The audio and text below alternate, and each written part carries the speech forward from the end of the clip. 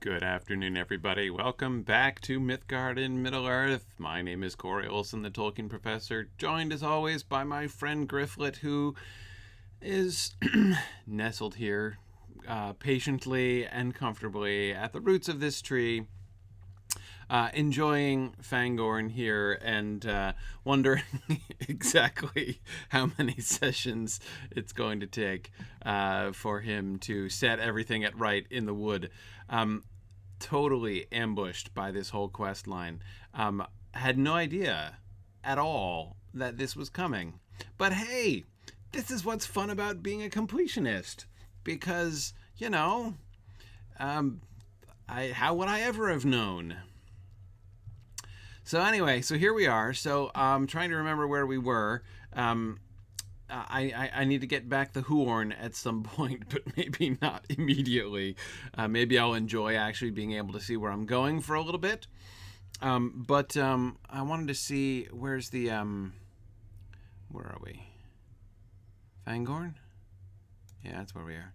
Okay. All right, so this is all the quests I currently have. Gather clumps of sandy soil, defeat the leader of the invaders. Oh yeah, and then the ones, the instance ones. Wait a second, where are the rest of the instance ones?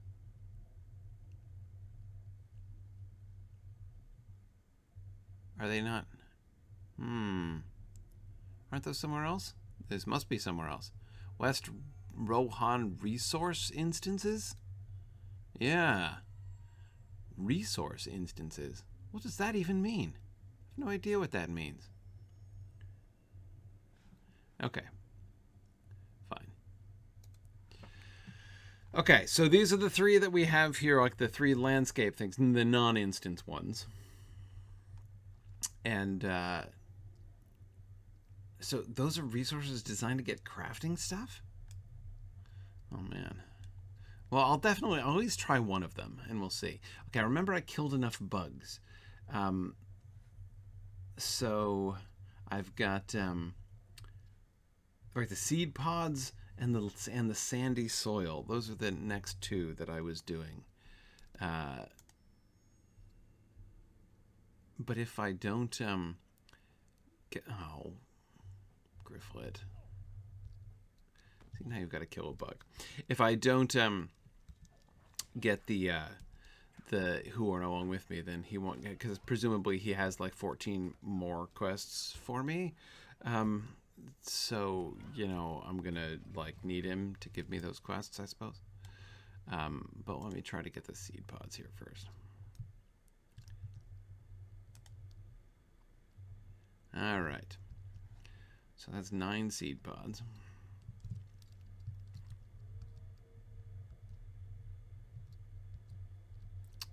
Oh man, got another bug I can't avoid.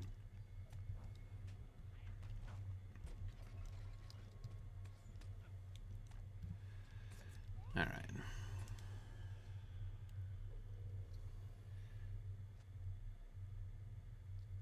Oh, right, in the bundles of leaves. Yeah, thank you. Open up the bundles of leaves before they overwhelm my inventory. Yes, exactly. My inventory is still not in a great place. Yes, thank you for that. That's a weird mechanic, right? I mean, if they're going to go straight to my wallet, why don't they just go straight to my wallet? Okay. All right. One more seed pod. Which one is this one? Growth in the darkness? Okay. So we're looking at the orange. All right. So I got to go up this way. All right. Here we are. Oh, there we go. Helping quick beam.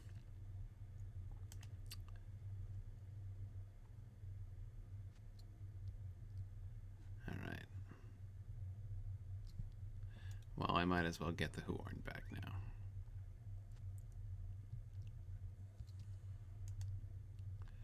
Whoa. Okay. You pause to present the seed pods to Quick Beam's Huorn. Unaware of any other means to deliver the seeds to your large companions, you tuck them into a notch of its trunk. The Huorn shudders, hurling a seed pod down to the nearby earth and then gently pats it to the soil. I just picked it up from the earth. Why didn't you pat it while it was there? That's fine.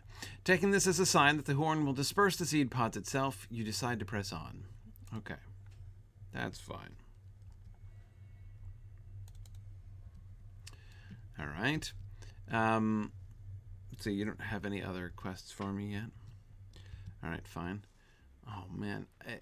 They're back. The distressing quest rings. Okay, well, we'll head up towards Carnament. What are these quest rings even? I mean, I'm right on top of one of them.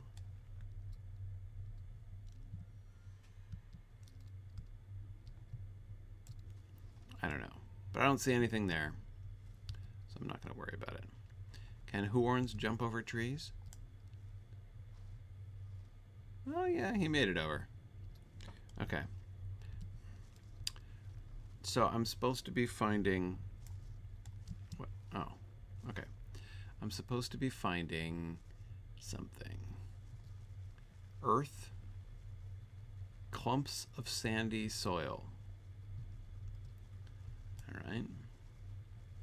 Clumps of sandy soil.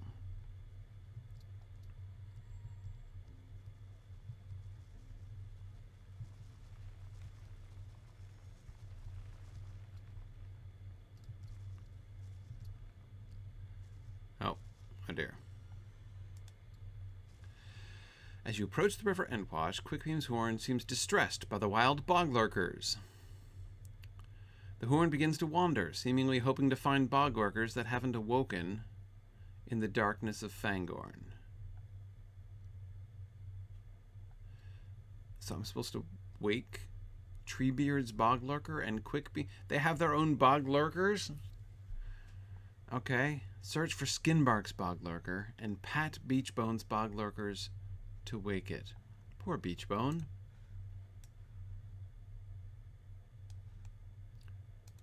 Okay, so that's a wild one. Alright, so I won't bother him.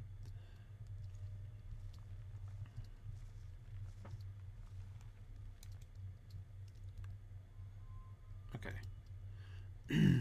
So he's now just a wandering quest ring who's going to be following me around. Oh, look, hey, it's Skinbark's Bog-Lurker.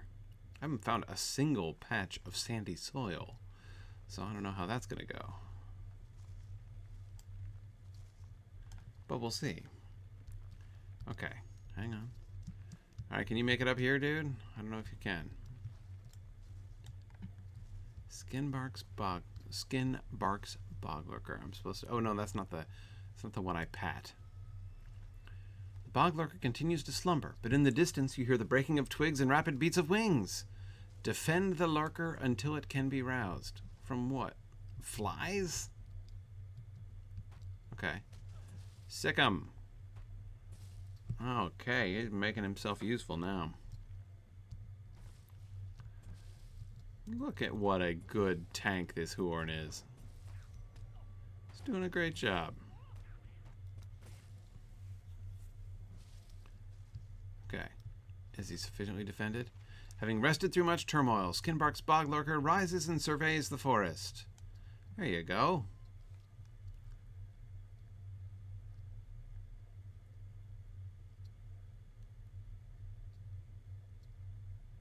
Okay, good. Alright, strong work there. Love the fact that the Huorn is like climbed up the boulder here. Okay. Oh, they're all along the river, huh? But you know what's not along the river? Clumps of sandy soil. That's what I'm struggling with.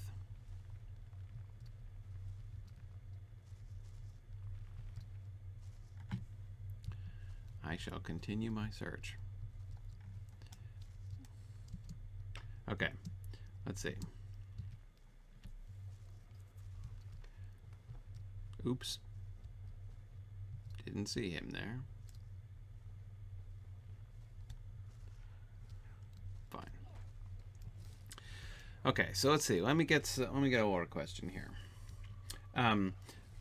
Tomas, you asked, I think maybe last time, um, how true is it that Tolkien was partially inspired by Macbeth's Birnam Wood attack when writing the Ents overtaking of Isengard? Quite true, quite true.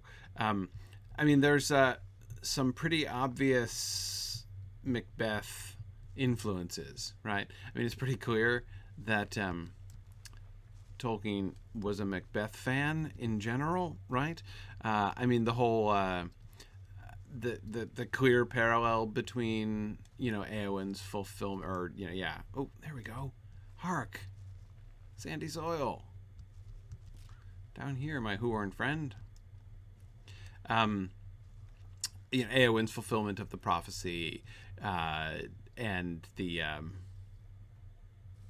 what's a Fangorn wood tender? Oh, it's another Bog-Lurker.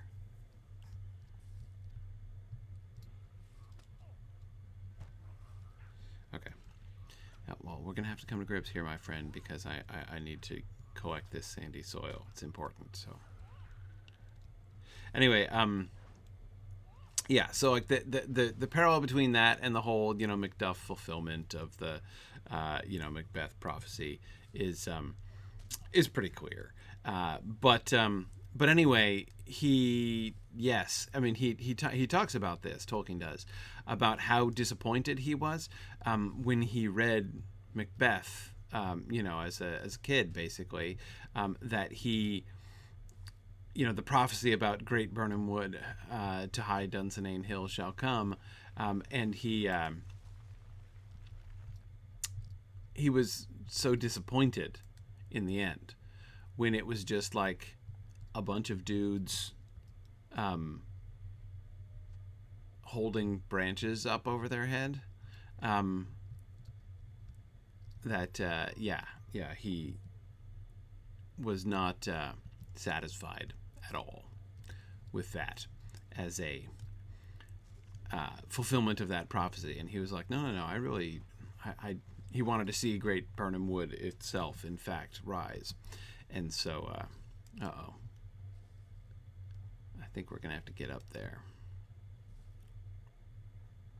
So, yes, in part, he was influenced by that, was sort of, in a sense, fulfilling his own kind of fantasies of what that should have looked like, if you see what I mean. Okay. Is there a Bog-Lurker up on this cliff somewhere? How high up do I have to go?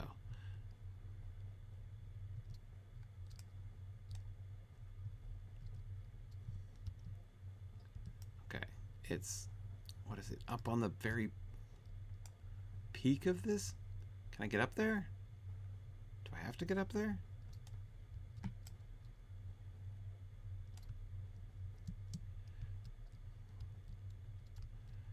Get up high enough just to look around. I don't see a Bog-Lurker up there. Where is it? Wait, it's down there? No.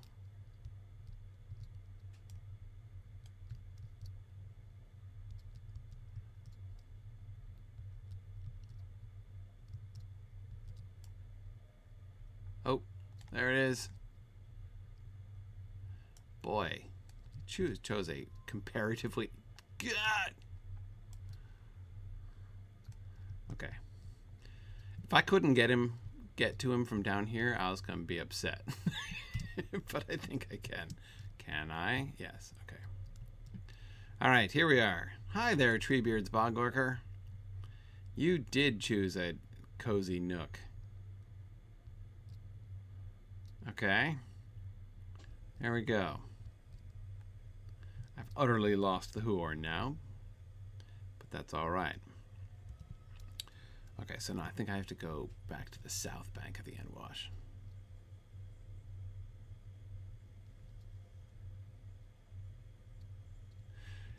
Yeah, Edith, you're right. I think that one is an introverted Bog-Lurker, clearly. I do need to resummon my Huorn tank, But again, I just so enjoy not having him blocking my entire field of vision that I'm going to wait until I have to. Okay. Boy, I did not anticipate, like, the Entwash being in a canyon like this.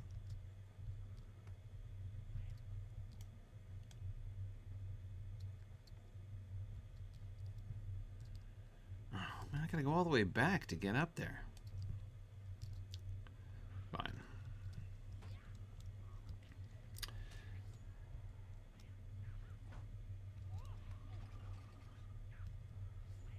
Kendall, yes. So Kendall H asked, was Wormtongue a nickname given to him by the Rohirrim?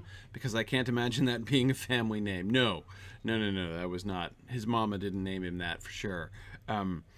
But yes, that was in fact a nickname.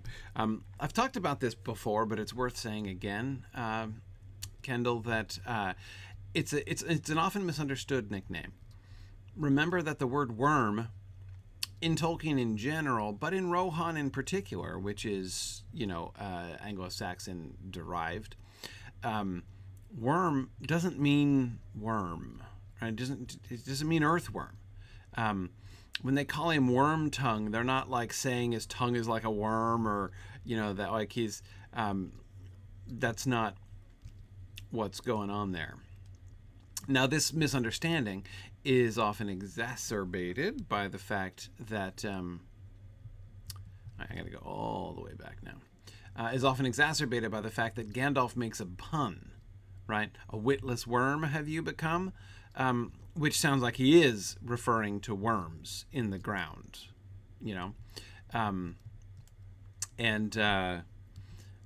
but that's not what he's.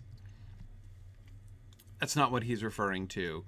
Again, that's a joke. But in order to hear the joke, you have to know what the first thing is. And of course, a worm is a dragon. And so he is called the Wormtongue. It's an insult, sort of. But it's also sort of a compliment, right? Dragons are known to be wily, deceptive, enormously persuasive, in fact able to enslave your will. Remember when Bilbo was at risk of coming under the dragon spell, right? Oh, here we go. Another dubiously accessible Bog-Lurker.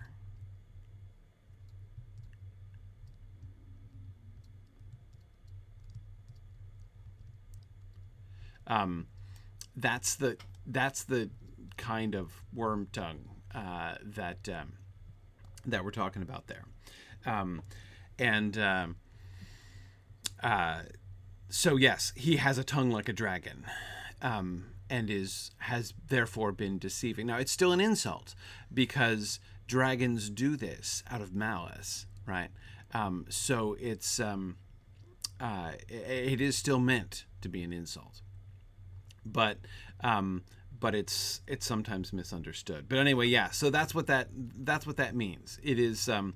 So when those who call him Wormtongue are not just like those who are willing to insult him, it's those who see through what he has done to Theoden. Right. That it's a pretty clear signal. Right. We can tell that guy, that counselor, Grima, is maliciously working some kind of foul influence over Theoden. He has ensorcelled him in some way, and is controlling the king. So that's the claim basically that's being made through that name. It is a thoroughly backhanded compliment, absolutely. Yes.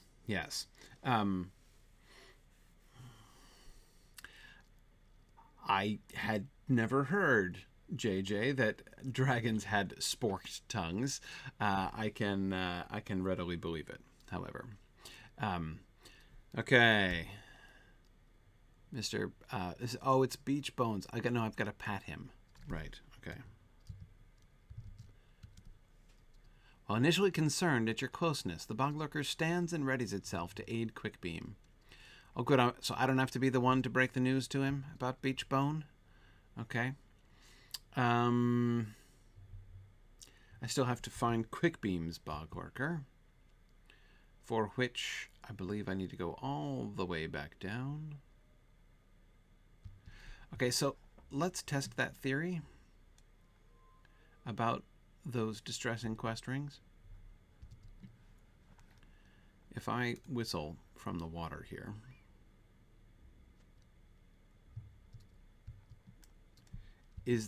are those actually, so and then I'm gonna swim over to these quest rings down here.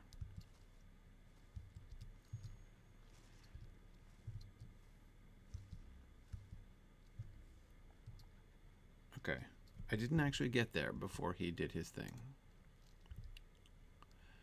Near the Antwash, Quickbeam's Huorn suddenly becomes distressed as it tries to wipe viscous slime from one of its roots. It shambles to a nearby tree that has grown brittle and lifeless before smearing the slime onto its trunk. The trunk shows signs of renewed health, and although such a remedy seems unlikely, you decide to aid Huorn in healing the other wounded trees. Okay. Slug slime? Which heals the trees? Really? A natural remedy. Okay. But see, that didn't get rid of that quest ring, so I'm dubious. Let's see. That seemed to be wholly independent of that quest ring.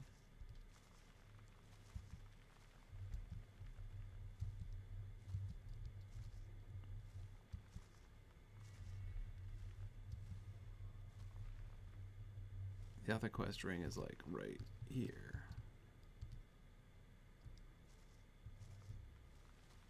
Yeah, he didn't do anything. I have no idea what these quest rings mean.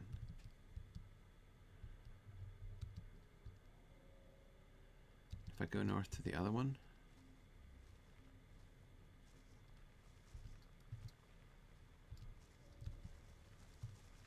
Yeah, I just passed through there and he didn't say anything. Okay.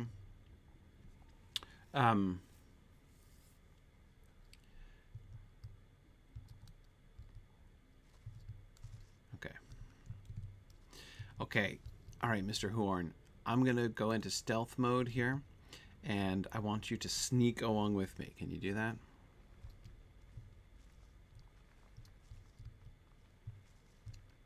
Is that slug attacking him, or is it just, like, sniffing him?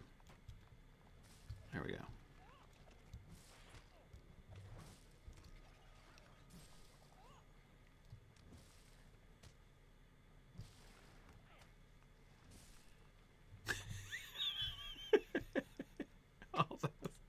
A writhing, convulsing slug flying through the air, but it had a quest ring, so that means I've got to collect the slime. Ooh, lovely. Harvesting the slime. Okay. That was kind of fun. All right.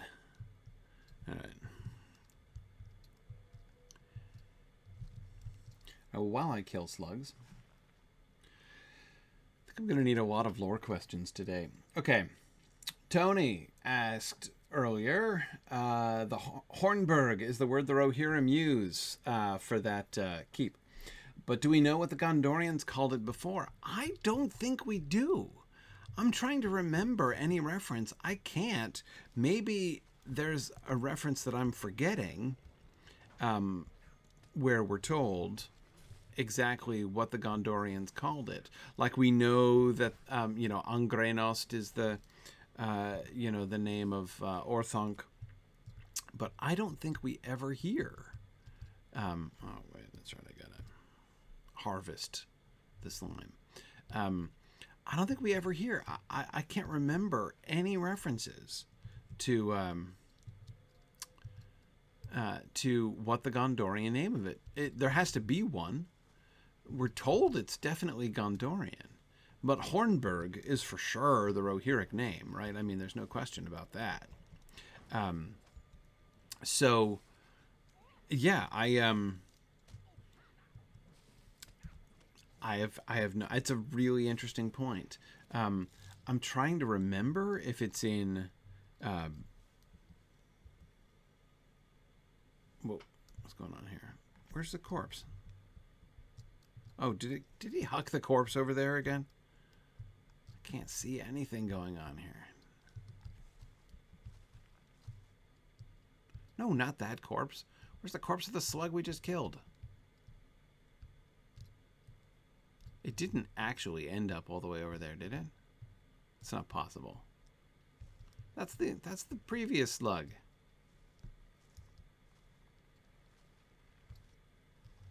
Yeah. No. What happened to it? It's gone. Just disintegrated. Getting gypped. I killed that slug for nothing. Okay. Fine.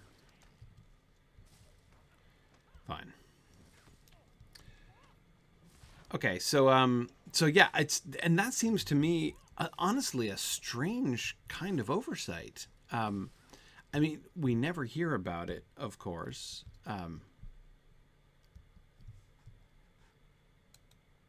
It just disintegrated again. Oh, it's not an Entwash slug. It's a Fangorn slug. Oh, I see. Totally different species. No slime to collect. Now I'm following. Okay. Only Entwash slugs. Right.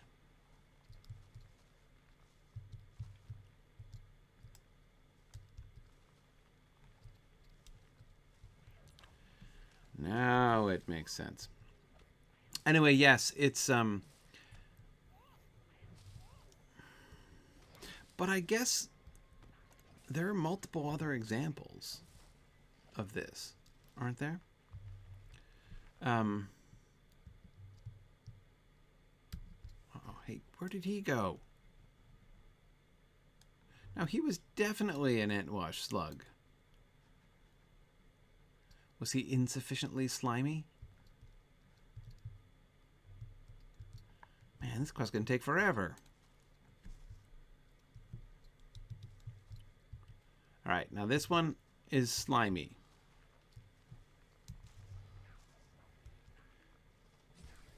No, that one didn't say... That one said Entwash slug. I looked carefully that time. That was absolutely an Entwash slug, not a Fangorn slug.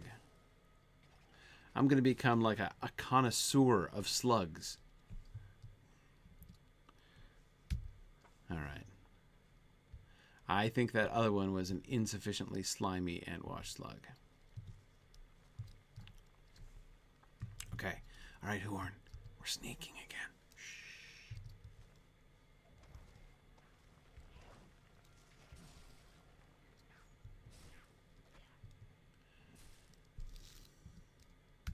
Okay. All right. Okay. Yeah, and so JJ, you were asking about the when did they abandon their forts in Mordor? I don't remember off the top of my head. Somebody, it's I think it's in Appendix B. If I remember correctly, there's an entry for that in Appendix B. Oh, hey there, Andang. Always fun to be raided. All right, okay, now that one's a Fangorn slug, so we don't want that one. Or that one.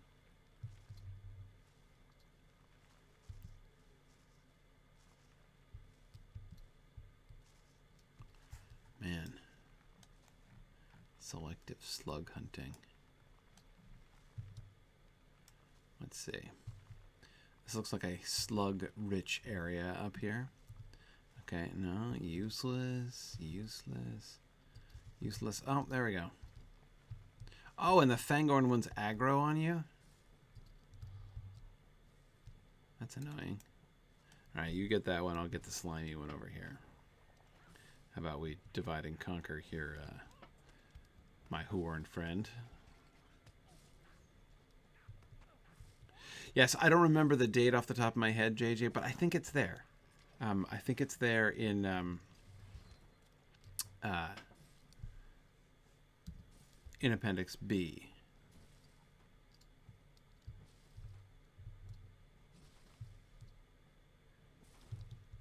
Having some trouble here, Huorn?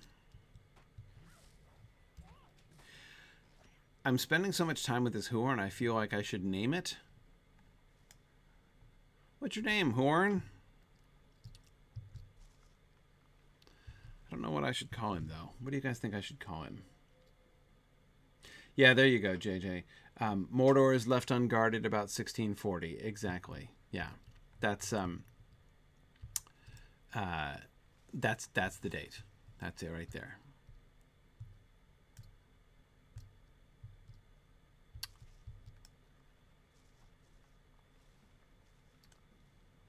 Okay, all these Fangorn slugs.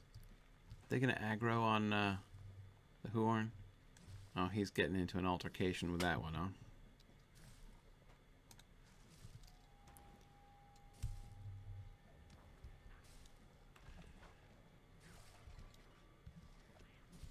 Okay.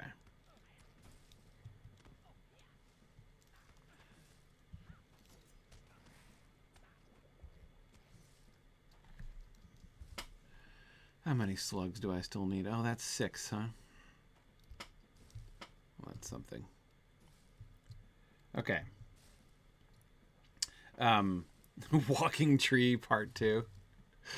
Yeah, it's a couple years after the Great Plague. Exactly. That's what leads to it. The abandonment. More because it's like they... Oh, man, you are making a mess over here. Enough with the Fangorn slugs. We don't need those. They're no good to us. Here's a slimy one. Yeah.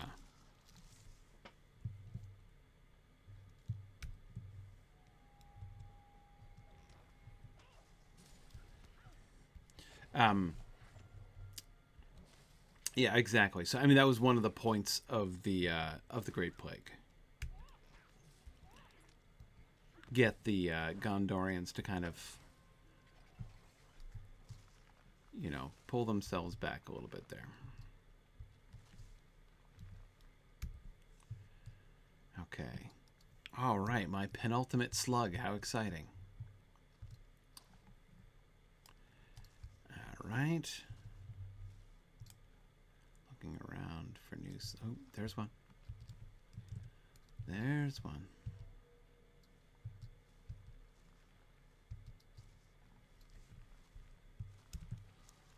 Okay.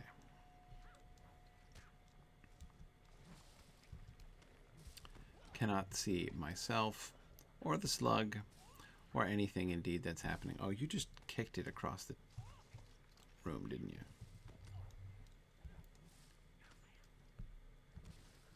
Okay. Hooray. Oh, now I have to go and soothe wounded trees. I was kind of hoping I could just give him the slime and he could do that. What do we call him? Walking Tree 2.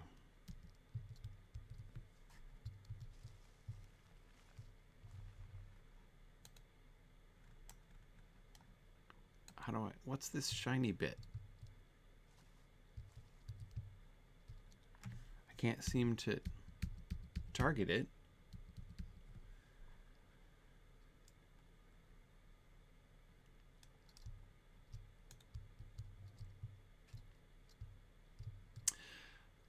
Hey, you know what? I wonder. Ethelwald, that's a really interesting theory.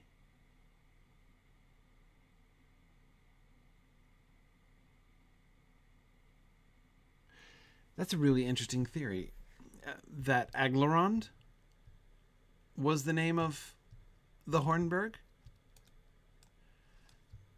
Gandalf calls the caves the glittering caves of Aglarond. From what tree?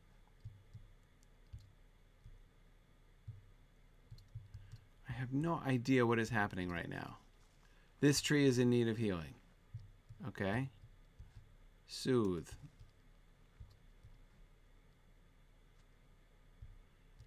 Okay.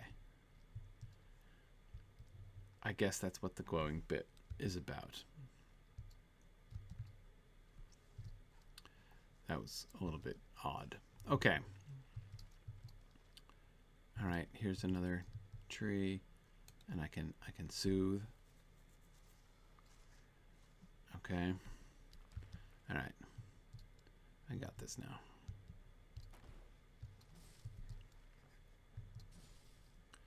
We don't need any more of those, Huorn.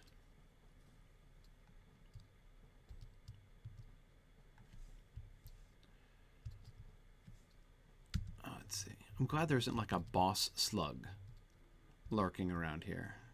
That would be awkward. Okay, here's another one.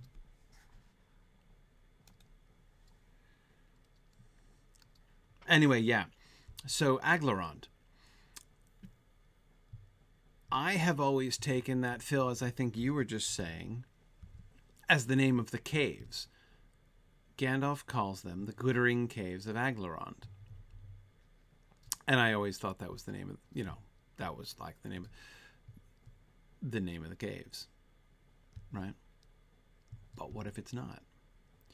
What if Aglarond is the name of the... Why am I in combat? With what am I in combat? Is the Huorn amusing himself? Where did he even go? The Huorn's gone. I'm not being attacked by anybody? The heck?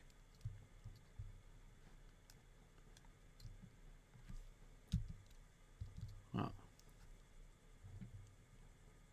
I'll just sue the tree.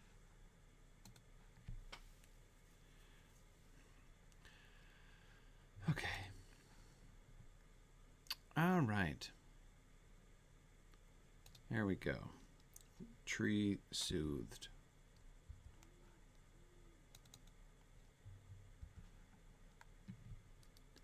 Now let me get back into the river. This still didn't solve the mystery of those quest rings, though. I still don't get it.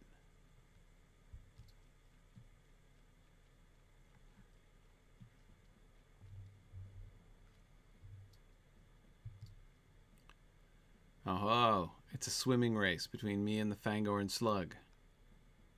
Exit pursued by slug.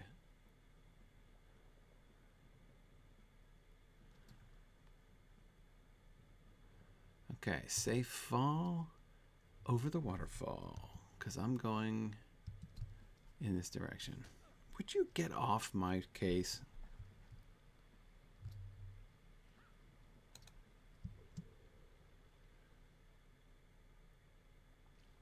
Okay. Now I'm going to resummon my friend the Huorn. Yeah. Right. Aglarond literally means caves of light. Yes. Yes. It's got the... Right. Exactly, Phil. I wonder if the fortress is named after the caves. That's just... Yeah. I mean... If they called... Yeah. Maybe. Maybe. I mean, since I don't think we have any other name...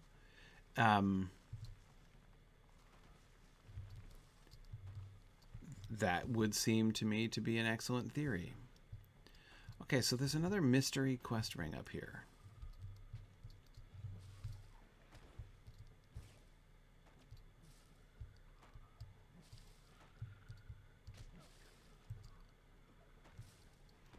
But I guess I'm done pursuing mystery quest rings. I'm going to carry on ignoring them because I don't understand them at all.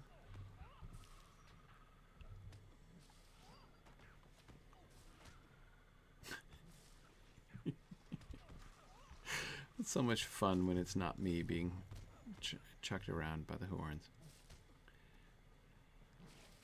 Okay. Keep it up, my Huorn friend.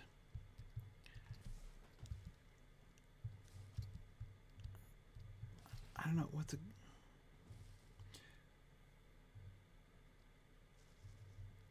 They show places you can get quests, but I was getting quests in places... I'm not getting quests where it's there, and I'm getting quests elsewhere. So, like, I mean, here we are, right smack on top of a quest ring. Am I getting a quest? I'm not getting a quest. I mean, it looks like that to me too, but it doesn't seem actually to operate in that way. Okay. I'm going to do some stealth swimming.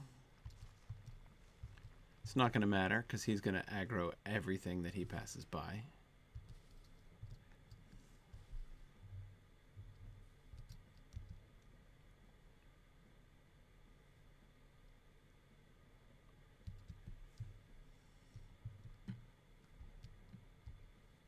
All right, well, you keep on amusing yourself, man. I'm going to jump over the next waterfall, I think.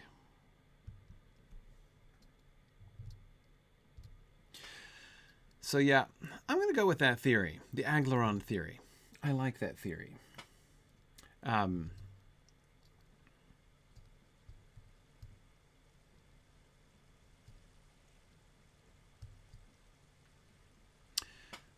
Right, so that's Ethel, that's from a note in Unfinished Tales.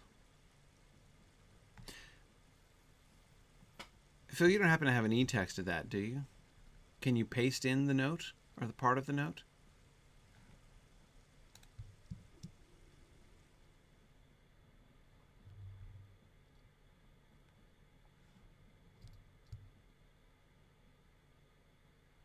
Right, Glam Shrafu. I remembered that there was the Rahiric name for the caves.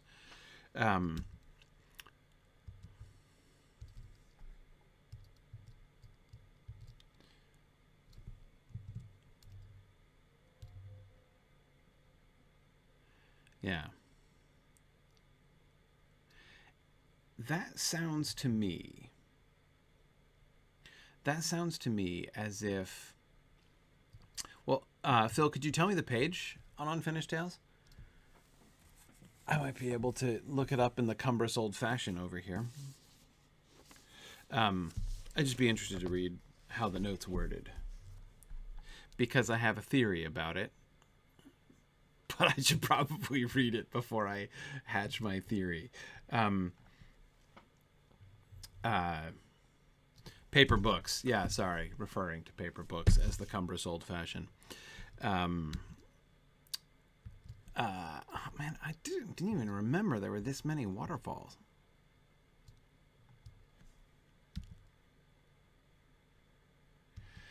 Yeah, I know. Recourse to paper books. I will never lose my affection for paper books. Oh,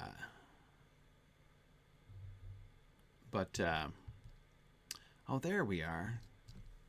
But yes, I don't use them very much anymore. JJ, thank you. I thought you might have the e-text.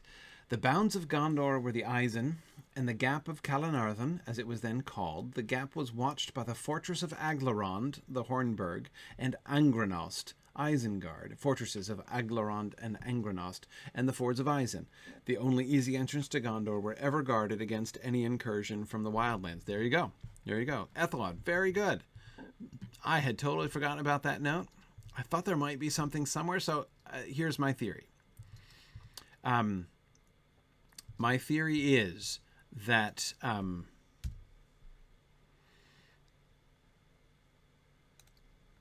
right. My theory is that the glittering caves of Aglarond, that phrase used by Gandalf in the text of The Lord of the Rings, obviously comes first, right? That's part of the Unfinished Tales material. He was doing a lot of thinking about the, the tactical situation, right? The tactical and strategic situation in Rohan. This is the same time in which he wrote his account of the second battle, the first and second battle of the Fords of Eisen, right? Working out the tactical and strategic situation there.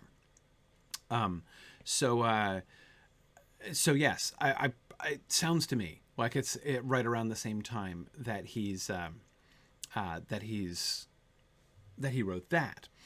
So I think that he makes the name Aglarond, the glittering caves of Aglarond, and it's the name of the caves at first, and then later he decides, seeing that like there isn't a name for the Gondorian fortress, then he reuses that name basically, and decides that it will fit because the Gondorians would likely have named the fortress after, the caves of light that were right there next to them, right? Yeah, yeah. The fortress was Soothburg. Yeah, but that's a Rohirric name. That's not the anything that ends with burg is Anglo-Saxon. Yeah, Soothburg would have been the original name of it before, because remember, it's called the Hornburg after the Horn of Helm. So it's not until Helm Hammerhand, who was, remember, like halfway down the lineage of the kings of Rohan, that the fortress was renamed the Hornburg and the place renamed Helm's Deep.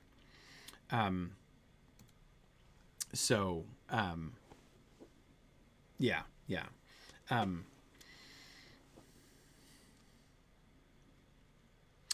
Very good. Oh, JJ, strong work. In the glossary of Unfinished Tales, Aglarond, the glittering cavern of Helm's Deep, used also in reference to the fortress, more strictly called the Hornburg, at the entrance of Helm's Deep. Yes. See Glomshrafu. Yes, exactly. Okay. So there we go.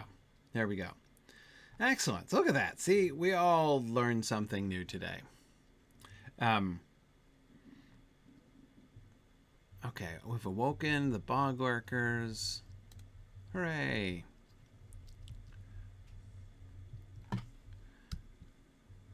All right, I need to go fertilize the field.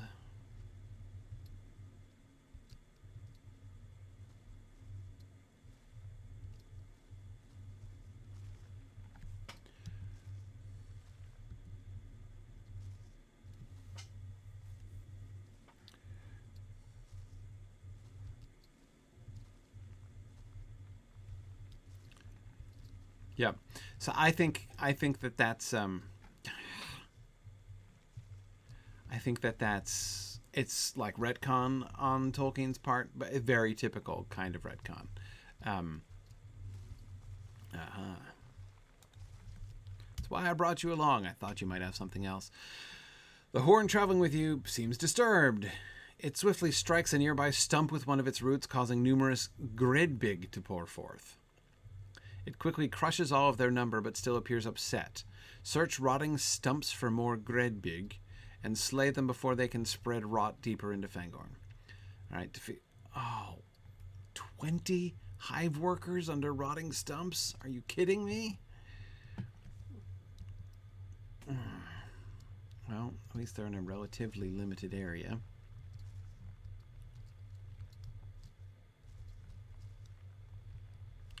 Several from each stump? I hope so.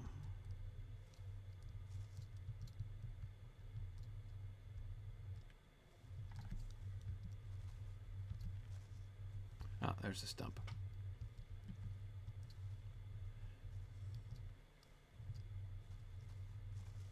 All right, you ready?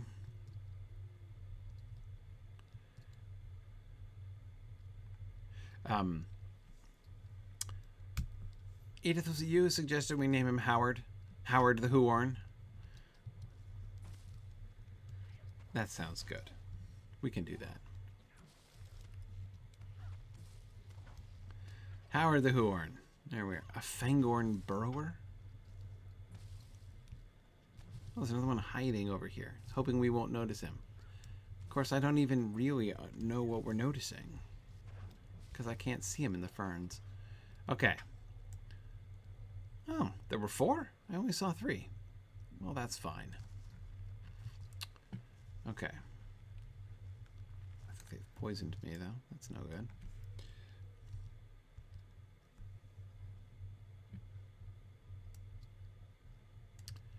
Okay, good old Howard. Howard the Huorn. All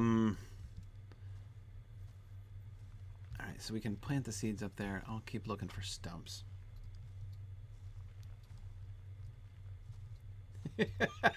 Oh, right. Oh, Drow Snake Hugh is a pretty good name for Huorn. I don't know. It's a little, maybe a little too on the nose. I think I prefer Howard. If I just call me Hugh, it sounds like I've just started to say Huorn. I'm going to stick with Howard. Though Hugh is pretty good. All right. How about you? Oh, you just knocked them all across the forest, didn't you? Now we're going to have to chase them all down. Come back here, you insidious burrowers. Okay, now you've cooked it. Now don't go send them all flying. It's just stomp. Stomp, not swish. Okay. All right, so we got 4 per stump. Okay.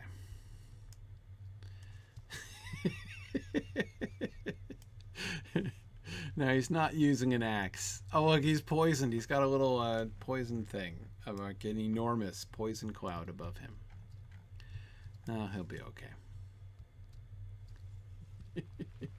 Swish and flick. Yeah, no flicking. Flicking is just what we want to avoid. Oh, we're out of stump range. Out of stump range. Got to get back into stump range here.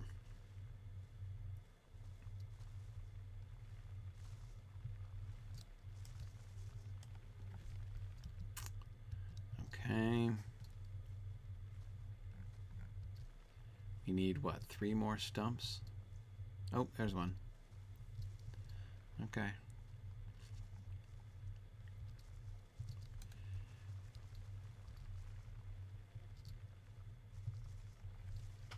Ready? Now, stomp, mind.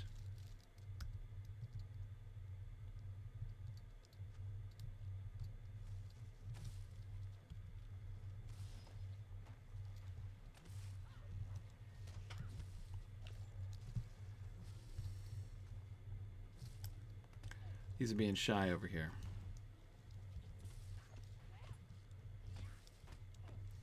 Stop it with the flicking. We've talked about this.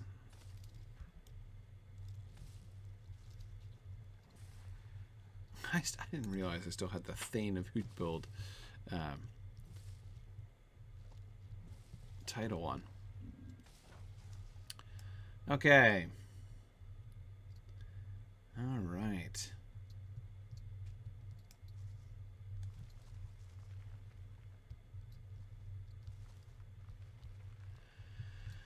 Okay.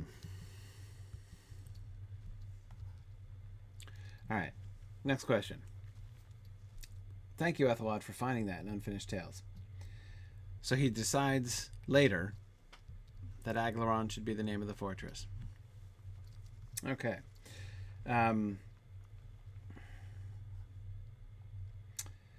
Here's an Ent-related question, which is good. Maelstrom 101 asked, okay, you spoke a few times about the fate of men and the fate of elves as part of Iluvatar's plan, and then the extension of that plan to dwarves and the problem of orcs. I was wondering about the other races, such as the Ents. Would they be seen as adopted children of Iluvatar, as dwarves are, or seen as spirits of Maya, more like eagles, or something else entirely? Really good question. This is like my normal answer, right? Here's the answer I give to most questions. I have no idea, but now I'll talk about it for a while. So I'm never afraid to speculate. Tolkien was not at all clear about this because, okay, so the origin story of Ents is indeed very like the Eagles. Right. Oh, there's one over there still. In fact, it's parallel with the eagles. You'll remember that the story, the little moment that Yavanna and Manwë have together when they envision the eagles and the Ents. She's requesting Ents in particular. So the Ents, in the origin story of the Ents, and this is a late origin story. This is added to the Silmarillion a good deal later. A good deal after he had begun it, the Silmarillion. It's not part, because Ents, you have to keep in mind, Ents got invented when the hobbits show up in Fangorn. Like, that was, he had no idea. When he started writing the Lord of the Rings, not only was it not in the Silmarillion tradition, when he started writing the Lord of the Rings, no, not started.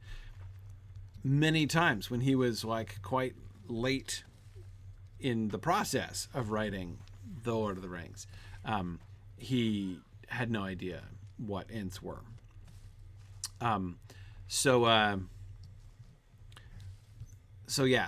Ents came to him very late in the game, and he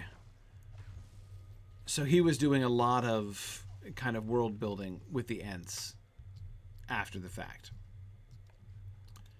Okay, there we go, Mr. Huorn. Sorry, Howard.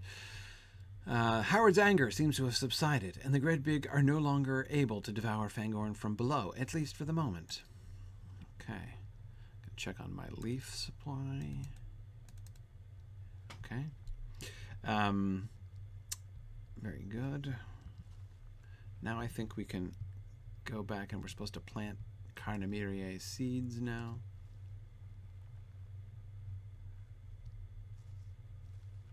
Oh, you got something else?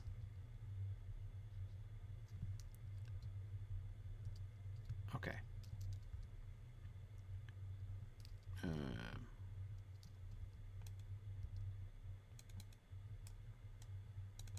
Dude, I'm trying to talk to you, and you won't talk to me.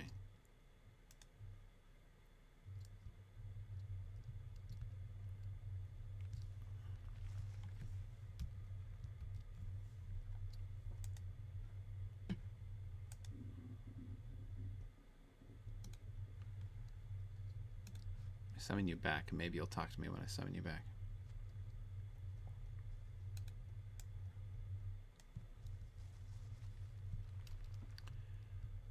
Okay, now what did you want my attention for? Okay. The earth beneath you has been violently disturbed. Before you can think on this further, a Neekerbreaker burrows out from the ground under Quickbeam's Huorn and is almost immediately crushed. The soil displaced by the Neekerbreaker appears dry and lifeless. Oh dear. Search the disturbed earth for Neekerbreakers. Alright. But I suppose you're going to aggro all these other Neekerbreakers as we go by. So that's fine.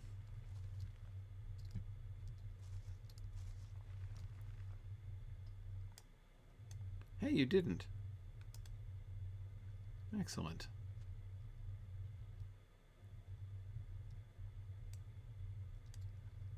Oh, I just have to search? Is that a good root growing out of the ground? What just happened right there? Okay. Here's Carnamiriae's seed.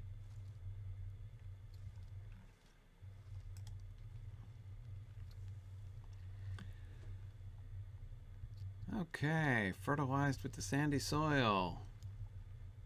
Great.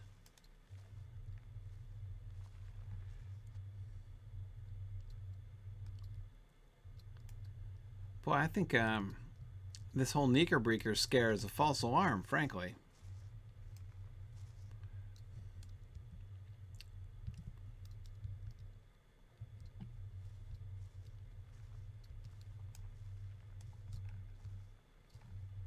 I wish I could target things without Howard looming over me. Oh dear. Yikes. A Fangorn root eater. Oh, well. He looked pretty ugly, so frankly, I'm not disappointed I can't see him anymore. Was this a second root eater? I can't even tell.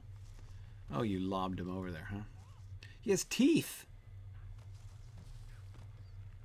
Like, I just saw him open his mouth, and he has like a mouthful of teeth. With gums and stuff. That's just wrong. Wrong.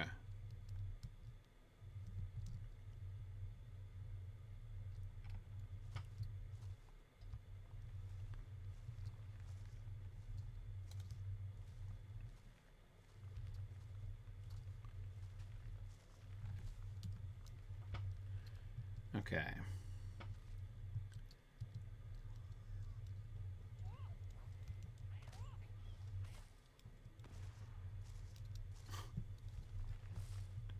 What's that, like, sonic blast that the Knickerbreaker lets out here?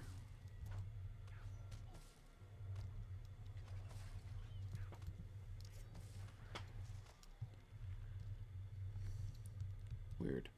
Okay. Okay, so Maelstrom, I'll go ahead and answer your question. I didn't finish your question about Ents, which is a complicated one.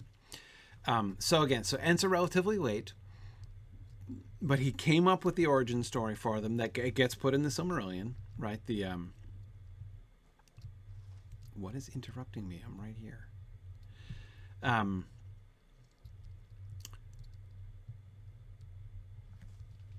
Okay. Keep going north, huh? More disturbed earth. There we go. He comes up with the origin story, which links them essentially, conceptually, to both dwarves and eagles. So they're linked to eagles in that, or they're linked to the dwarves in that it's the creation of the dwarves and the adoption of the dwarves by Iluvatar, more importantly, that leads, that sort of inspires Ents, right? You know, Yavanna's all like, oh, I wanted, you know, Aule gets, you know, his own children. I'd kind of like some of those. That would be awesome. And she has that conversation with Manwë, and Manwë's actually some eagles would be perfect, come to think of it. And so they conceive of the Ents and the eagles.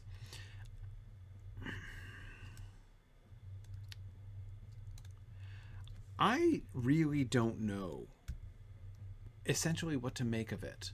You know, what to make of the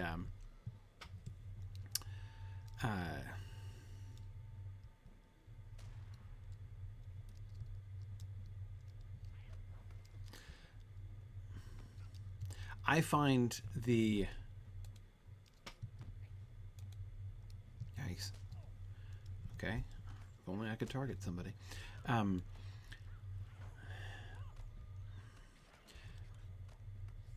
I've never understood what that passage is actually suggesting about the like metaphysical origin, you know, of Ents or eagles. Eagles have always seemed, now the eagles, unlike the Ents, were always there from the beginning.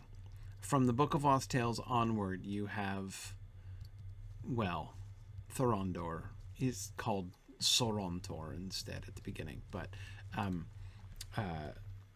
you have the Great Eagle. The Great Eagle, the servant of Manwë, from the very start. And at the beginning, he is clearly a Maya. I mean, he's clearly like, you know, part of that angelic order, essentially. And I don't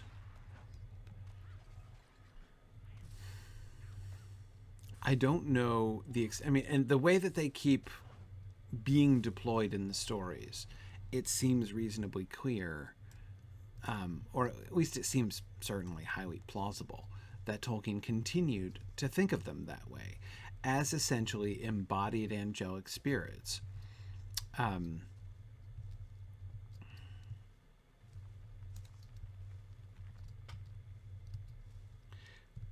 But it's really not clear. And as for Ents, so what does it mean when the origin story of the Ents makes them directly parallel to eagles? So does that mean that the Ents also are, sort of lesser spirits who enter into trees and animate them? And that's where Ents come from? Ents themselves, Phil asks, were the eagles always immortal as well? Well, they certainly seem to be. The same two eagles who picked up Frodo and Sam in Mordor are the same two eagles that pick up Beren and Luthien outside the gates of Angband. It's like their thing. So they seem to be immortal in Tolkien's conception. But, okay, I've successfully culled the population of Knickerbreakers. Great.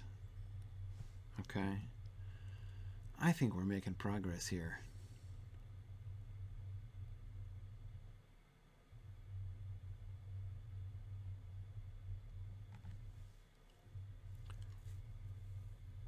All right. If we consider those quest rings as indicating like zones, I think we've done, because I'm noticing the way that things were configured, right? We've got those 6 quest rings in the top right-hand corner there. The bottom 3 were the rotting stumps, and the top, left 3 were the disturbed earth. So I think so if I want to be really thorough, I should go across the top there and see what pops up. Those 2 down there by the river are clearly the slime ones. Like that's the zone of the slimy things. The 3 on the river was the zone for the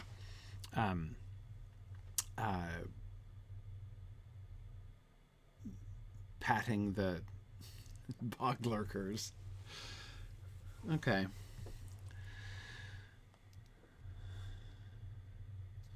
All right, what's that other one that I'm missing there? What's the orange one? Oh. I don't know. Okay. All right, Howard, on we go.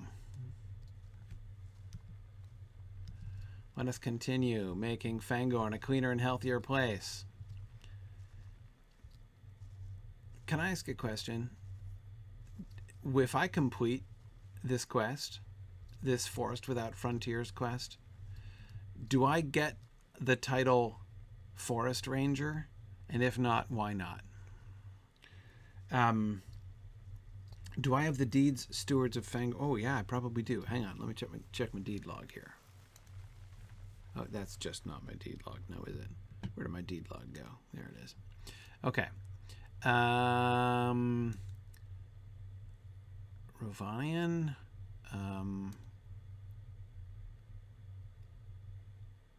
Southern Mirkwood, Moria, Wildermore, Western Rohan, Strongholds of the North.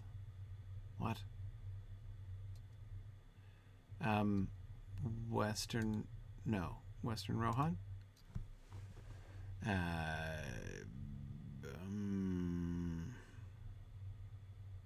Herd Creature Slayer of the Westamnet? No. Let's see. Slayer Deeds. Is this not where it is? Oh, Stewards of Fang. There at the top. Duh. Okay. Oh, man. Only 7 of 12? What? Okay. We're getting there. Boy, my reputation with the Ents of Fangorn better go through the roof if I finish this. Okay, no problem. 5 left. 5 left. Okay, no problem.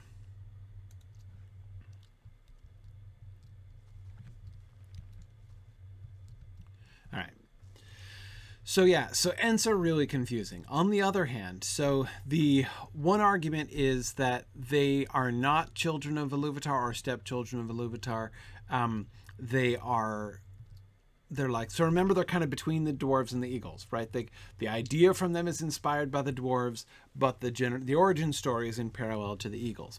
So if we say, all right, eagles are spirits, are, you know, angelic spirits, right? They're of that order, of the order, you know, they're Ainur, basically. Then the Ents might be too. But the counterpoint to that is from Treebeard's talk, right? Treebeard seems to suggest that the Ents are parallel to the other free creatures, right?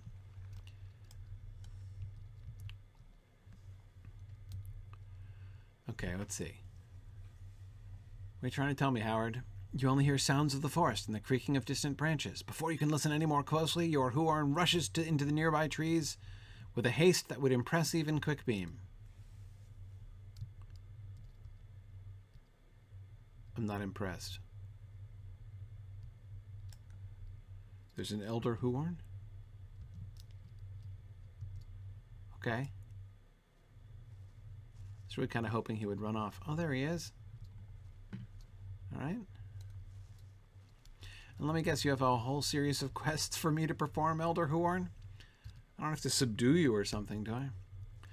Okay. Quickbeam's Huorn sensed his kin's peril with a surprising accuracy. The Huorn's trunk bears the scars of combat, and its limbs are covered in remains of myriad creatures.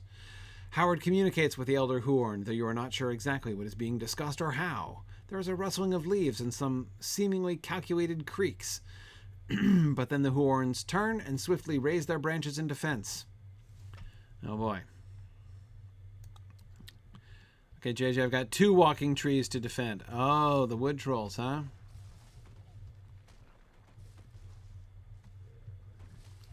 Okay, let's try tanking you guys. I can't see anything. Okay.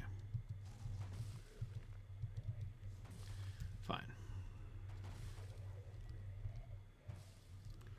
Hey, get over here. You know, these Huorns really don't look like they have anything to fear from these wood trolls. I thought wood trolls were like ultimately warped Huorns. Isn't that the concept? Whoa! Alright, it's throw Gryfflet around.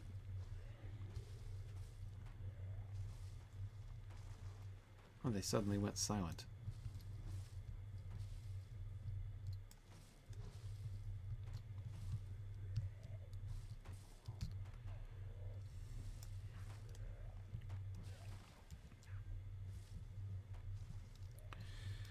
Boy, would you stay put already?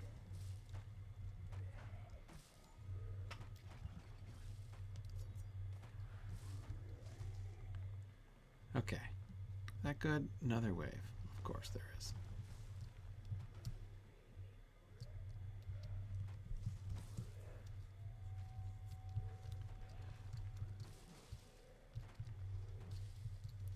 Why are we doing all this run around? Are they knocking the trees back? Is that what's actually happening here?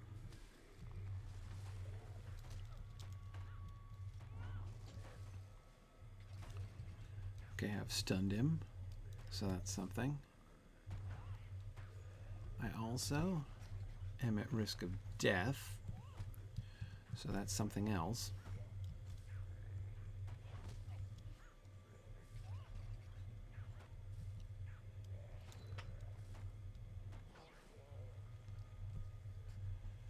Okay, oh, the roots are allies of the Huorns, huh?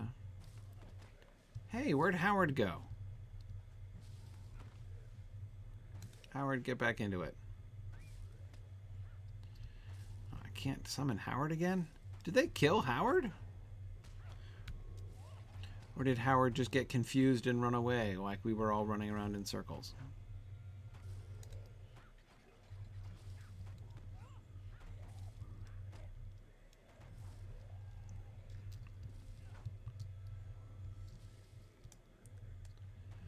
Okay.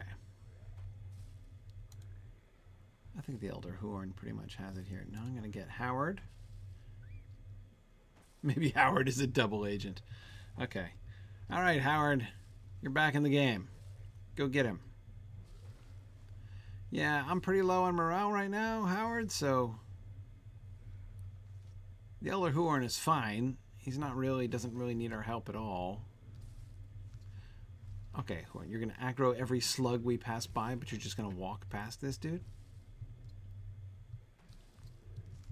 Okay, fine. I will, I'll lead by example here then.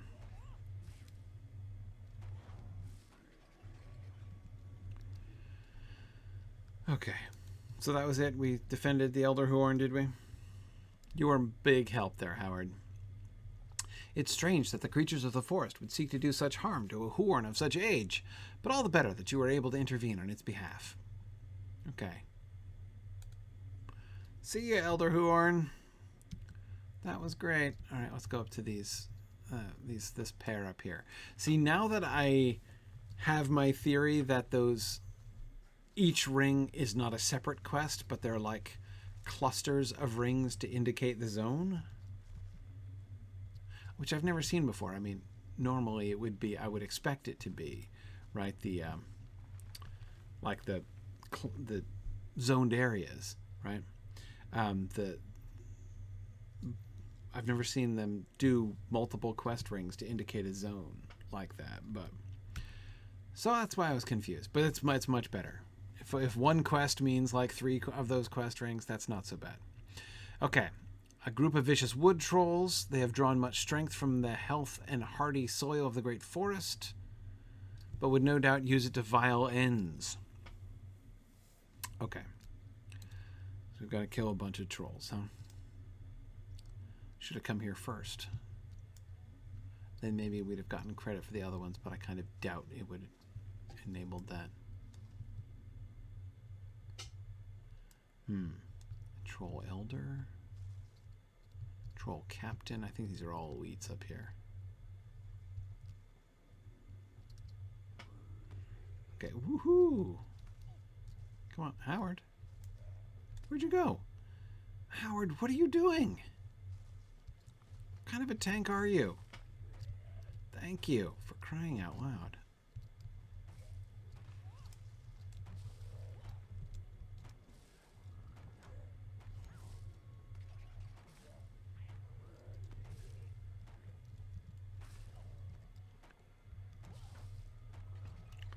Okay, so I definitely don't want to fight too many of these at once, I'm thinking. Oh yeah, that was one, huh? Not good. All right. So back to what I was saying about the...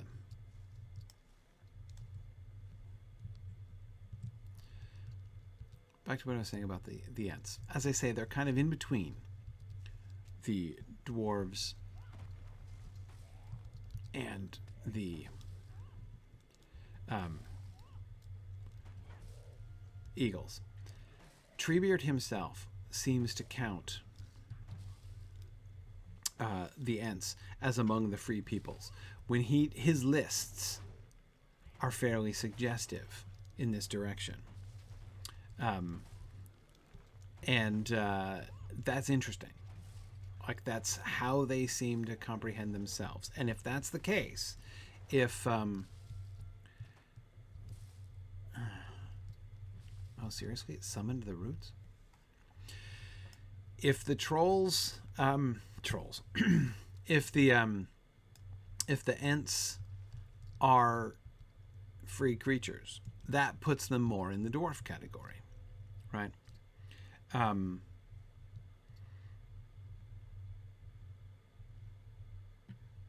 yeah. So they're a mystery. It's really hard to say. Um,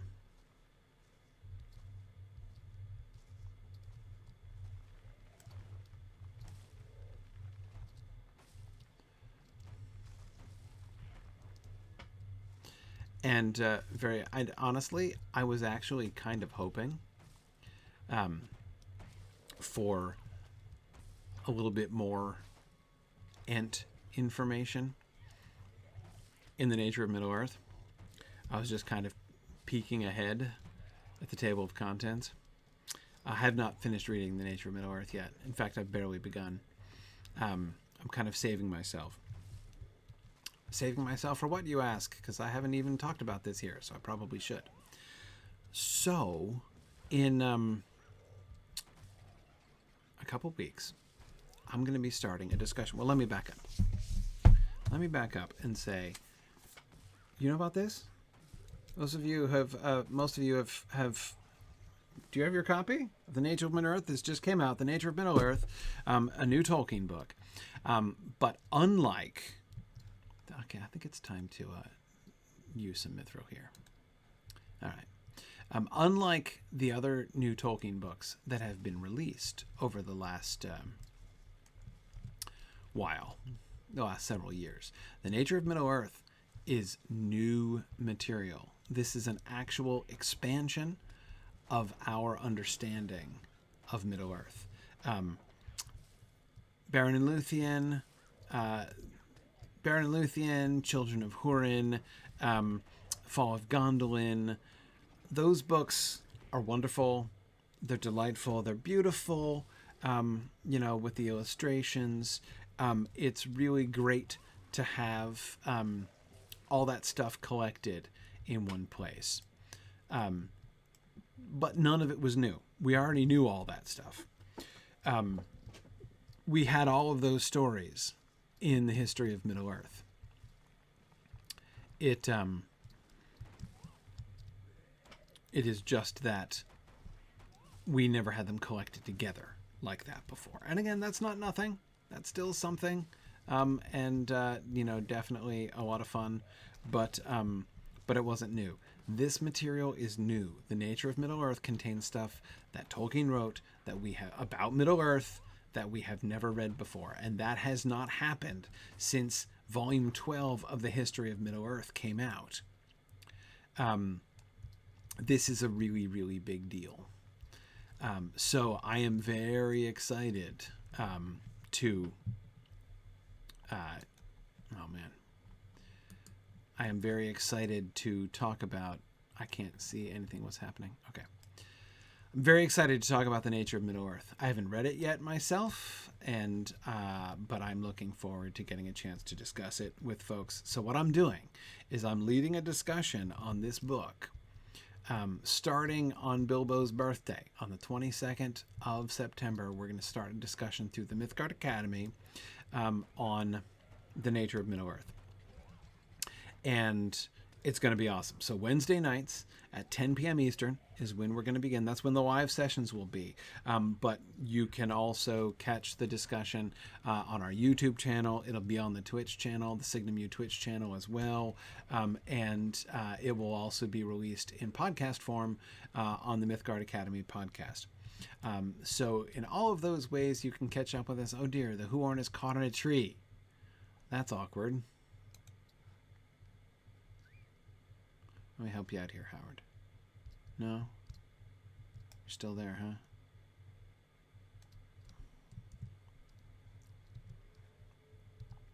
huh?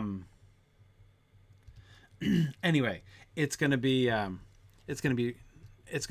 So I hope that you can join me. This is a huge moment for us to discuss these new things that we are learning about Middle Earth.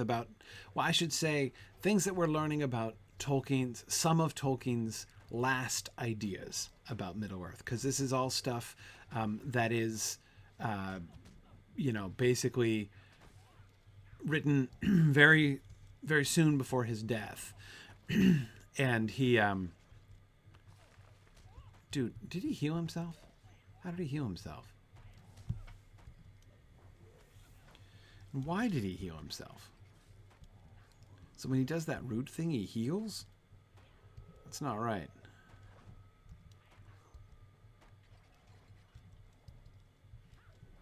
Not right at all. So yes, exactly. Keep an eye on that page that Phil was pointing out there. Mythgard.org/academy. There'll be I'll be posting the link there soon. We're getting the page together.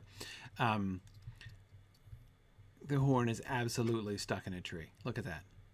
Look at that. He's stuck in the tree.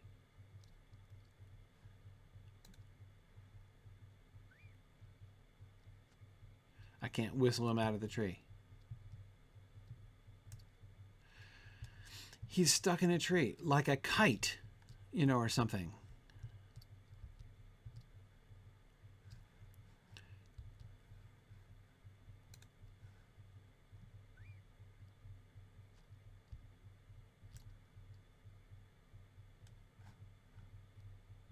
I can't dismiss him because he's not here. He's permanently stuck in a tree. Oh, can I click on him? Oh, there we go. All right, there we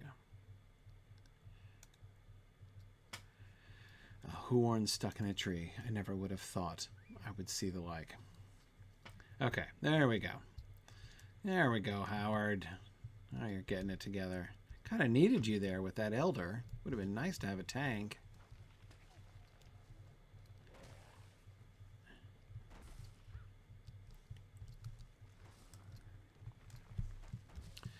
Okay. Anyway, so the reason I brought up the nature of Middle-earth in the first place was that I was actually right before the broadcast started today. I was actually looking through the nature of Middle-earth to see, like, what kind of, you know, do we get any more Ent information? Because a lot of what Tolkien was doing at the end was just world building, basically. Less story writing, more world building is basically what he was kind of doing towards the end of his life there. But interestingly, most of the world building that he was doing was actually elf world building. And it's interesting because, of course, like, you know, the elves are his, like, original creations, right? I mean, he starts off telling elf stories, like the elves are where it all began. And, you know, still really what it was kind of always about for Tolkien.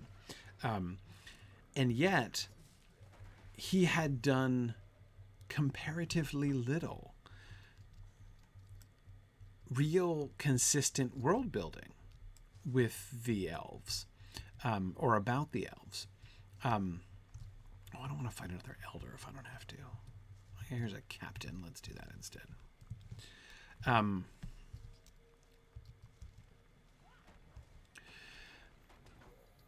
What I mean by that is, like, actually thinking about things like, how do they live? What is, you know, like, what's their daily life like? All that kind of thing. He'd thought more about humans, even dwarves in some ways, than he had thought about elves. Because he wasn't writing those, although he was writing elf stories from the beginning, he wasn't writing those kinds of stories, right? I mean, the original, like the Book of Oz Tales, the older Silmarillion material, was mythology. It wasn't really like a fantasy novel, you know, that kind of historical story built on world building and stuff. Okay, we've brought renewed peace. Excellent. Oh, Howard really enjoyed that one, did he? Okay, gotta make sure to collect my leaves. All right. So those were those two. I think we got the one way over by So I got to go all the way back to... Yikes. Can we climb up?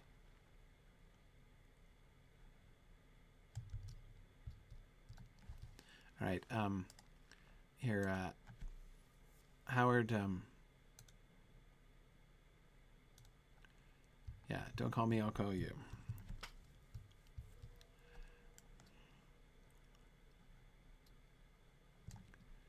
Okay.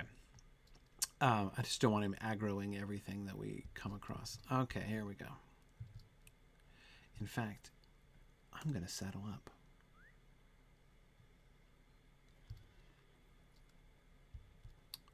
Okay. Great. I'll follow the road up to Welling Hall, which looks like I get another quest at Welling Hall. Okay.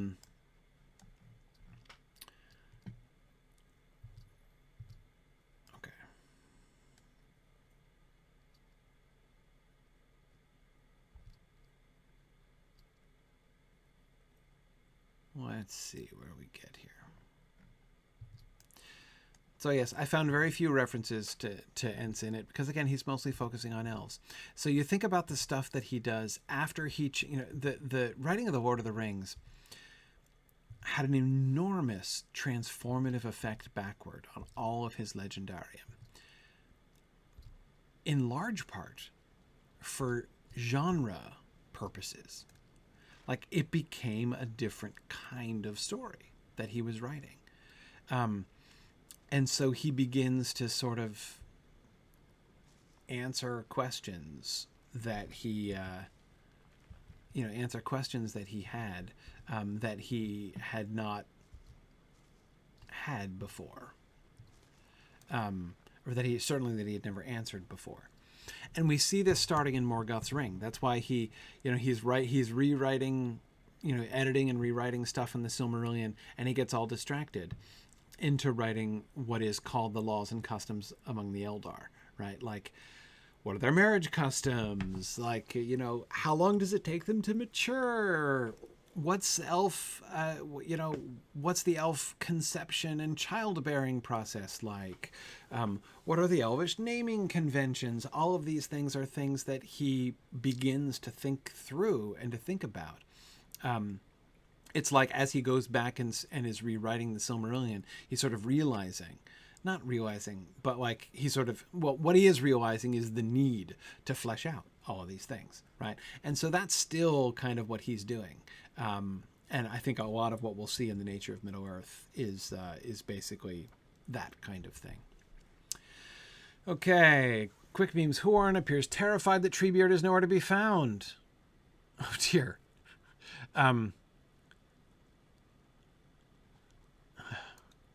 He's going to make me search for Treebeard, even though ironically, performing this quest is making me make Treebeard wait, where I know he and Gandalf are still standing and waiting to talk to me at the foot of Orthanc. But so I just have to wait for 15 minutes and then it'll be done. Okay. All right, so let's see. So I did the Welling Hall one. Those are the troll one. That was the Elder Huorn. I did the Gredbig, and I did the stumps, and I did the earth. I did the patting of Bog-Lurkers. I did the slugs. I did whatever these were. I'm sure I did all of those. I might have missed these ones along the south part of the road. Let me see. How many am I still missing? Am I missing 3? I am. So, okay, that's where we need to head then.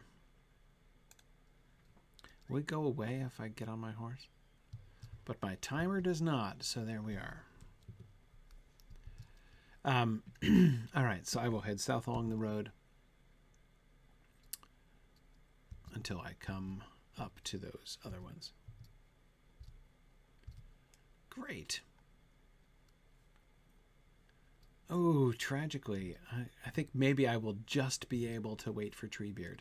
So it's like a timer. How many other quests can I finish during that time? Okay. So yeah, it looks like most of his it looks like most of his time, or most of the stuff in Nature of Middle-earth is, as I say, primarily focused on the elves.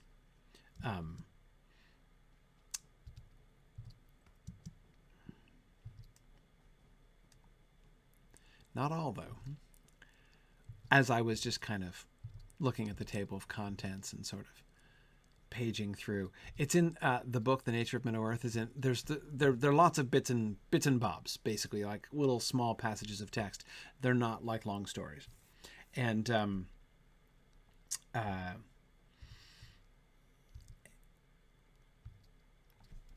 anyway, so okay, I'm getting there. I gotta call Howard back soon. The one thing I was looking at was on Dwarvish voices. I just happened to turn to that section. Uh-oh, he's trying to get my attention despite the fact that he isn't here.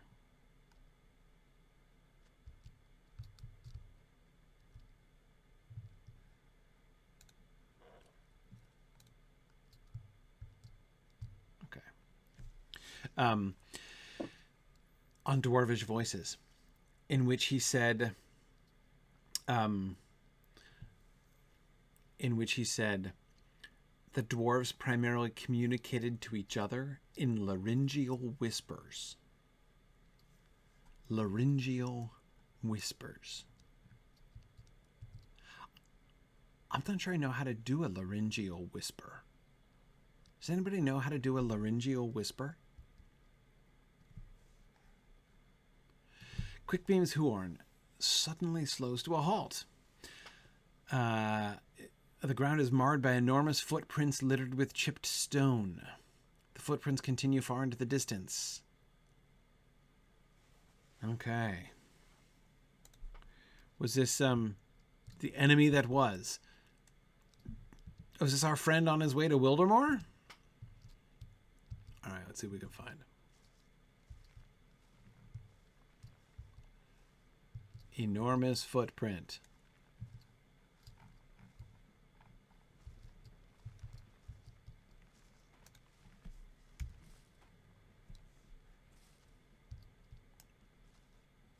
Can only belong to a giant of significant size.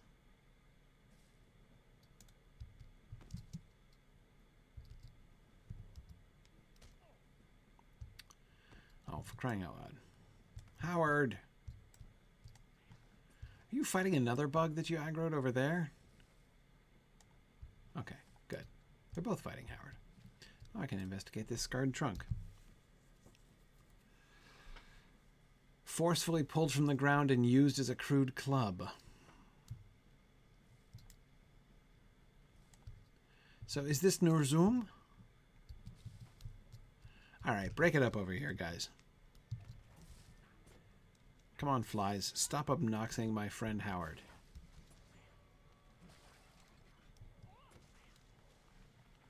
Okay. What do you think, Howard? Could it be Núrzum? You've discovered all you could find of this giant creature, and thankfully it appears he has been away from the forest for some time. A sense of familiarity with this mysterious figure claws at the back of your mind. I don't know, it's kind of on the front of my mind. All right, I think it's Núrzum. It's okay, we already took care of him. Don't worry, Howard. We took care of him.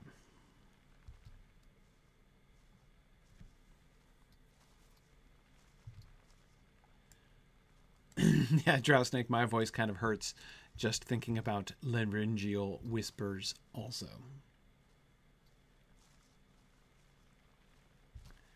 Okay.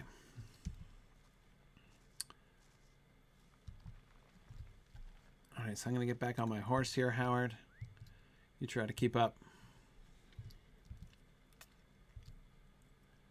We're getting close. 2 more quests. 2 more quests.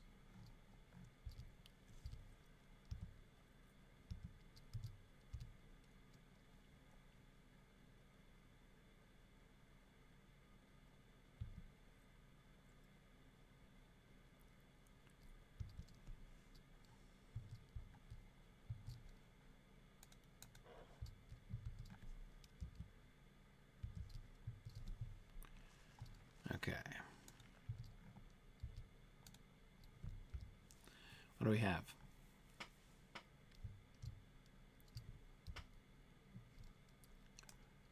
You won't talk to me now? You're not trying to get my attention anymore?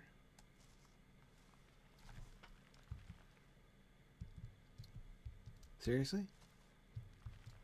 Now he won't give me the quest.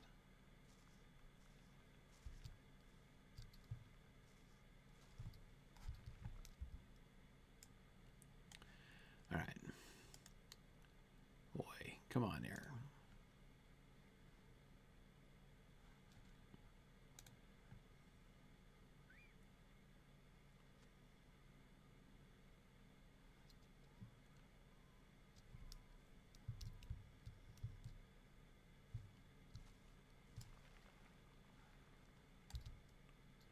Okay, you were trying to get my attention down here.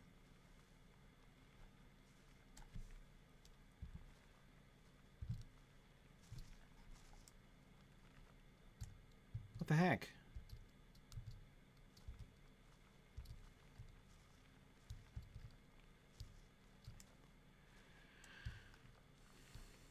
Okay, now... What? Why can't I trigger this quest?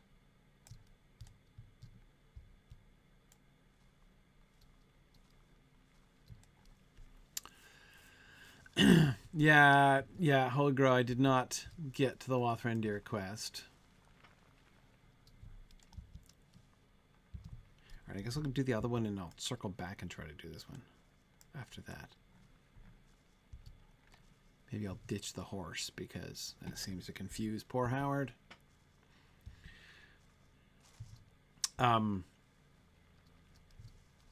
Yeah, I did a Fangorn sapling, huh? All right, what's going on here? As you approach the area where you found Quickbean's Huorn sleeping, you realize the Huorn has become restless, despite its queer behavior. For once, the Huorn seems clear in its intentions. It has begun wandering to various trees and seemingly attempting to speak with them. However, its fairly rapid darting between them suggests it has not been successful. Try to get the attention of nearby flora and discern what brought distress to the Huorn. I've got to poke, cough at, and hug a tree. Okay, here's a sapling to poke.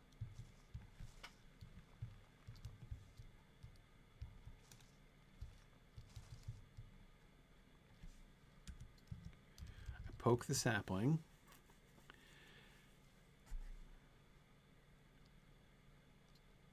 It is fearful of what troubles Fangorn. Okay. And now I've got to find a tree. Okay, I guess it's further on down the path here. A tree to cough at.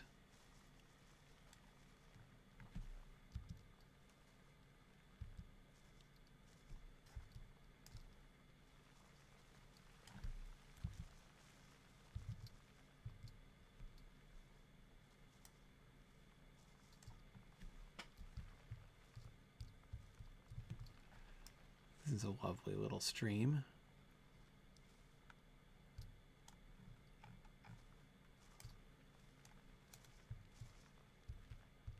Oh, this is an enormous tree. I've successfully targeted an enormous tree, which I'm meant to hug, I think.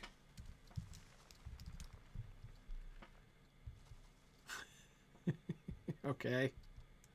I hugged the enormous tree. But I somehow missed the tree. Oh, there it is.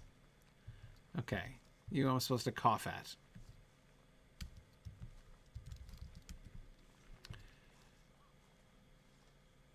Clearly unwilling to be caught unawares. Okay. I'm not sure what we accomplished there, Howard, but to stand nearby, suddenly a breeze passes through their leaves. Okay, so he had a nice conversation with the old one.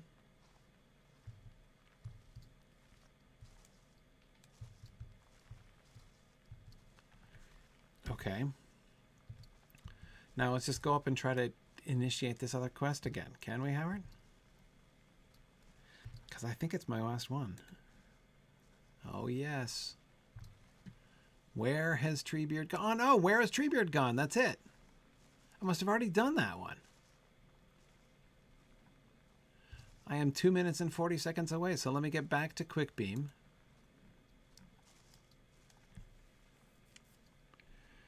Nice. We're gonna do it. We're totally gonna do it. How exciting. We're gonna head back into Durndingle.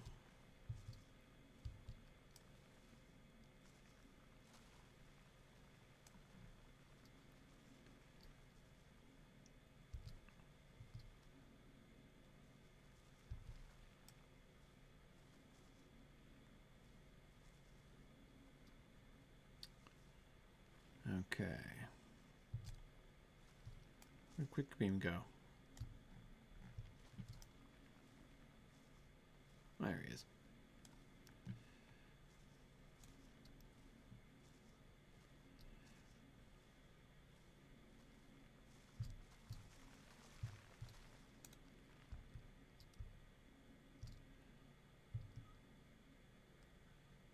Oh, you're thinking about Carnamirier?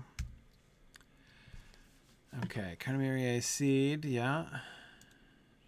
The seed is ready to grow some more, but to do so, the soil needs...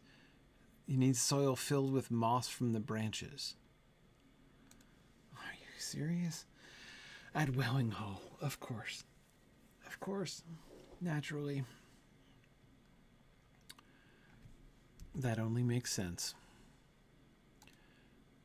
When we marched on Isengard, the forest was awoken. It was very angry with the actions of the wizard we trusted.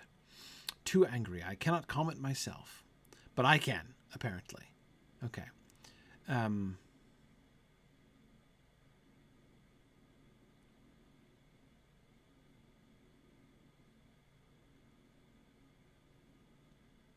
to the forest west of the Easeful Mead.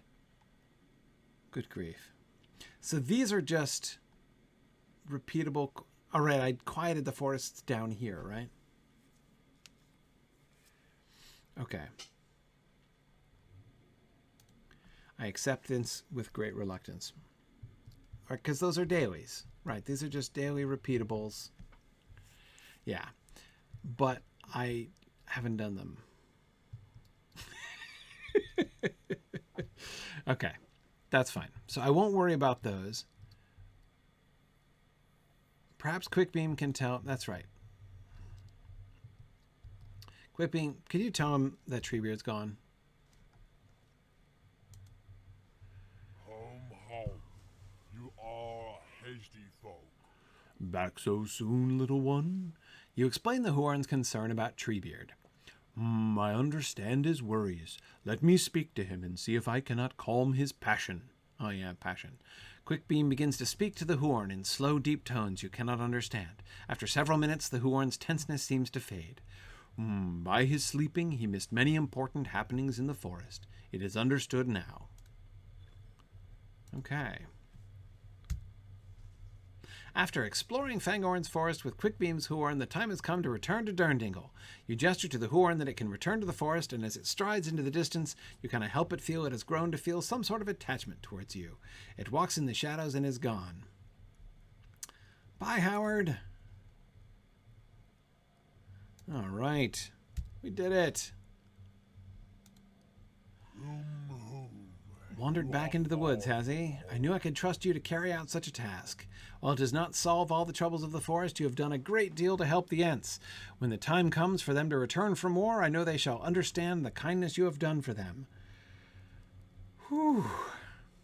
All right. Awesome. We did it. Quieting north of Durndingle. Yeah, so that's another daily thing. All right, so I'm not going to do all the quieting quests because those are just rep grinding quests. But I think I should give a shot to these instances. We'll see if they're interesting. And after that, I think we can be done. So I think this means that next time, which will be next week, I should be able to finish Fangorn here, finally. Probably. Right? But anyway, okay, so I'll skip the quieting quests. And then we'll head back to Isengard at last. And see if we can rescue Lothrandir. Okay. Making progress. Moving towards Gondor. Very exciting. All right. Well, thank you, everybody, for joining me. Don't forget, Wednesday the 22nd is the beginning of our discussion of the nature of Middle-earth. So come join us and discover the book along with me. I'm really excited to do that. Lots of other things going on. New England Moot coming up here in Durham, New Hampshire on the 25th of September as well. You can attend digitally if you like. We're having digital attendees. So anyway, thanks everybody for joining me today, and I will see you guys next week. Bye now. Thanks for joining in on my rambles around Standing Stone's brilliant digital adaptation of Tolkien's world. If you enjoy these adventures, please consider supporting this and other entertaining educational programming by donating at signumuniversity.org/fund.